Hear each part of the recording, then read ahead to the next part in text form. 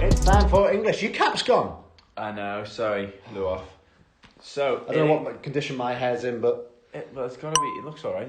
Look at the state of mine, and I'm it's lockdown, isn't it? ploughing on. So in English today, we are going to talk about pronouns.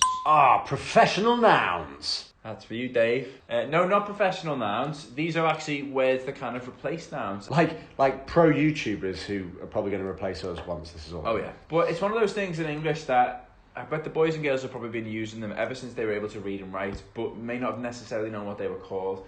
And it's basically, let's have a look at this sentence here. Mr. A is wearing a shirt because he saw Mr. S wearing one. Now, there's a pronoun in there. Can you spot what it is? Yes, it's the word he. Because we're talking about Mr. A again in the same sentence.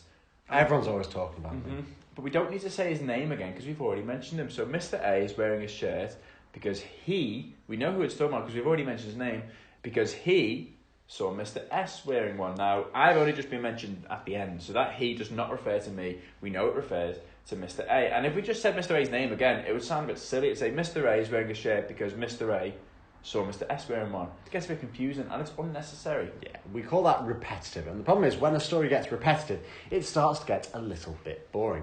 But you see, they're not just words such as he. Here are a whole load of pronouns. Look at all of those pronouns. Any word that can take the place of a noun is a pronoun. You know, it doesn't even have to be to replace a person. It can replace an object or a thing. And you can use the word it as a pronoun, for example. Very good. So, you've got a task to do with pronouns today. And actually, pronouns are one of those, they're an underrated skill. Everyone thinks they have to have all these other fancy skills in there. But for me, a good use of a solid pronoun really can show me that a writer has a good grasp on how to make their writing more interesting. Definitely. Absolutely. Completely. Finitely. 100%. Couldn't agree more. Great.